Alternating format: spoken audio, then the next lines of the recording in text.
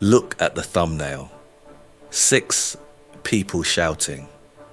1 person still. Not performing stillness. Not deciding in the moment to ignore them. Not gritting his teeth and refusing to show it. Simply not reached by any of it. The noise is real.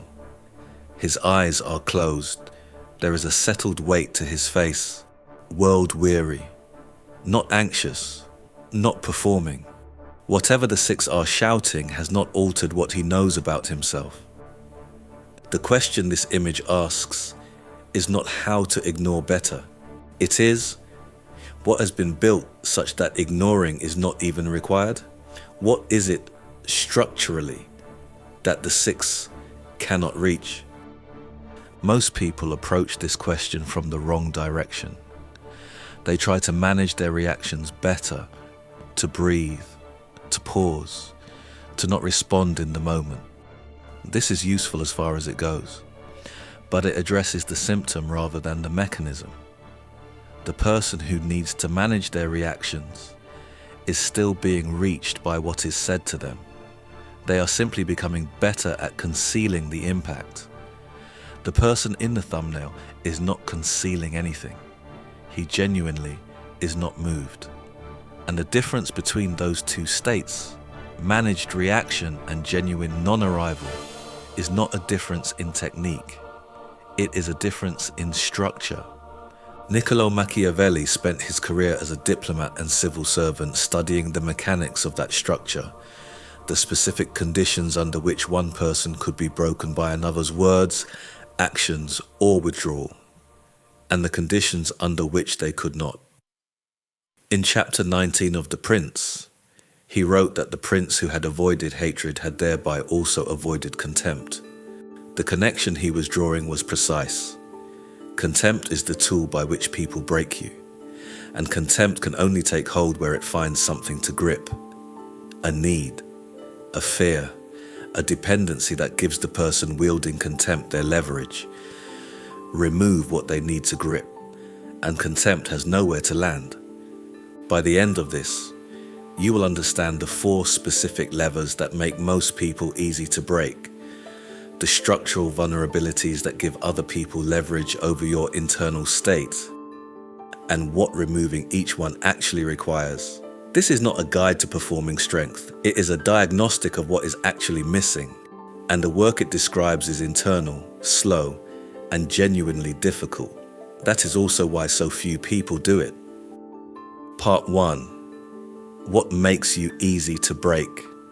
You are not easy to break because you are weak. You are easy to break because you are carrying levers. A lever, in the physical sense, is a tool that multiplies force. A small input produces a large output because of the mechanical advantage the lever creates. In the social and psychological sense, a lever is anything you need badly enough that its withdrawal or threatened withdrawal produces a disproportionate response in you. The person who holds the lever does not need to be stronger than you. They simply need to know where the lever is and apply pressure to it. Most people who feel easy to break are not lacking strength in any ordinary sense. They may be highly capable, highly competent, and genuinely resilient across a wide range of challenges.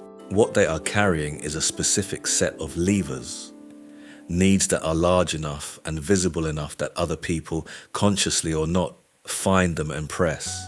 And because the levers are structural rather than situational, managing any individual instance of the pressure does not remove the mechanism. The lever remains. The next person who finds it has the same access. Machiavelli observed this pattern with uncomfortable precision in his analysis of princes who consistently made poor decisions under pressure, not because they lacked intelligence or political skill, but because certain people in their environment had found the specific thing the prince needed and were operating the lever. The prince who needed the court's admiration was controlled by whoever could credibly threaten to withdraw it. The prince who needed the loyalty of a particular ally was controlled by that ally's capacity to defect. The prince who needed to be understood, who could not bear to be misrepresented, was controlled by whoever had access to the narrative. This is the structural insight that most self-help content around resilience misses entirely. Resilience is usually presented as a quality of character, something you either have or develop through exposure to difficulty. But Machiavelli's analysis points at something more mechanical and more addressable: the specific levers that create the vulnerability and the specific work of removing them. Character matters, but structure matters more. A person of excellent character who is carrying 4 large levers is more breakable than a person of modest character who has removed them. In chapter 17, Machiavelli wrote that it is better to be feared than loved if you cannot be both, not because fear is more virtuous than love, but because love, as he understood it in political terms, creates dependency in the person who needs to be loved. The prince who needs to be loved by the people has handed the people a lever of extraordinary power, the power to threaten its withdrawal. The prince who does not need their love, not because he is cold, but because his position rests on foundations more durable than their affection in any given moment, cannot be operated through that mechanism. The same principle applies to every human relationship and every social environment you move through. Not because everyone around you is trying to manipulate you. Most are not, most of the time, but because the levers operate even when no one is consciously pressing them. The person who criticizes you is not necessarily trying to destabilize you, but if your internal state changes significantly in response to their criticism, regardless of its accuracy, the lever is functioning without anyone operating it deliberately. You are being broken by accident, which is, in a structural sense, exactly as damaging as being broken on purpose. The path to becoming harder to break is therefore not primarily about the people around you. It is about identifying and removing your specific levers, building the internal conditions under which the pressure, however applied, has less and less to work against. Part 2. The 4 levers. 4 specific vulnerabilities. 4 specific removals. The work is internal, and it is slow. The first lever is approval dependence. You need them to think well of you. This need is so widely distributed that most people do not recognize it as a lever at all. They experience it as normal social functioning. The problem arises when the need is large enough that its threatened withdrawal produces a significant internal change, anxiety, defensiveness, the impulse to explain or justify or manage the other person's perception. At that point, the need is operational as a lever, regardless of whether the person holding it is conscious of doing so. Removing approval dependence does not mean becoming indifferent to how others perceive you. That indifference is often a performance of the approval independence you have not yet built. It means developing a sufficiently clear and evidence-based relationship with your own assessment of yourself that external criticism, while receivable as information, does not function as a verdict. The person whose self-assessment is grounded in accumulated evidence of their actual competence and character is in a fundamentally different position from the person whose self-assessment depends primarily on external confirmation. The former can receive criticism accurately. They can tell the difference between criticism that is true and criticism that is not, without being destabilized by either. The second lever is the fear of specific loss. You cannot afford to lose this relationship, this position, this income, this person's regard. Fear of specific loss is the most immediately comprehensible leverage mechanism. If you cannot afford to lose something and someone can credibly threaten to remove it, they hold a lever of proportional power. Machiavelli was direct. The prince, who had no alternative to a single alliance, was at the mercy of whoever held that alliance. Removing the fear of specific loss requires building genuine alternatives. more genuine relationships, more developed capabilities, so that no single thing is irreplaceable. This is slow work, but it is the only work that removes this lever. If this kind of thinking is useful to you, the ideas that don't get softened, the ones that actually ask something of you, subscribe to Wise Daily. That's what we're here for. The third lever is the need to be understood. You require them to see your intentions accurately, to understand that you meant well, that the interpretation they have formed of you is wrong. This need drives the impulse to explain that makes so many people easy to break. They cannot tolerate being misread, and so anyone who misreads them holds a lever. Removing this lever requires developing a settled relationship with being misread, knowing that their interpretation does not change what is actually true. If a correction matters, make it from a place of genuine equanimity rather than from a need that cannot tolerate the misreading persisting. The former is clean. The latter betrays the lever and makes it larger. The fourth lever is reactivity to provocation. Their words trigger automatic responses, anger, defensiveness, the urgent need to respond that you did not choose and that, once triggered, are difficult to stop. The reactive person is governed by whoever provokes them. The trigger is the lever, and whatever activates the trigger presses it. Removing this lever requires the specific practice of the pause, not as a technique deployed in the moment, but as a gradually developed capacity to experience the triggering feeling without it automatically producing the response. Over time, with consistent practice across many small situations, the automatic response weakens and the pause lengthens until the response is chosen rather than triggered. The first lever is approval dependence. Its removal requires building genuine self-assessment, independent of external confirmation. The second lever is fear of specific loss. Its removal requires building genuine alternatives so that no single thing is irreplaceable. The third lever is the need to be understood. Its removal requires developing a settled relationship with being misread, knowing that their interpretation does not change what is actually true. The fourth lever is reactivity to provocation. Its removal requires the specific practice of the pause until the response is chosen rather than triggered. Part 3. What Machiavelli understood. Machiavelli's most important insight about leverage was not about how to use it against others. It was about how to remove it from yourself.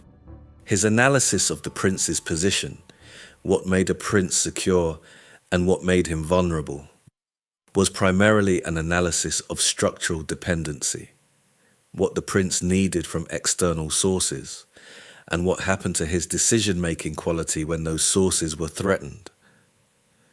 The prince who needed the people's love made systematically worse decisions than the prince who did not because love is bad, but because the need for it was a lever that distorted every decision in which the people's approval was at stake. The prince who needed a particular advisor's counsel, who had not developed his own political intelligence sufficiently to evaluate advice without the advisor's guidance, was controlled by that advisor in ways he could not see and could not counter. The prince who needed the appearance of virtue more than the practice of it was controlled by whoever could credibly threaten to reveal the gap between the two.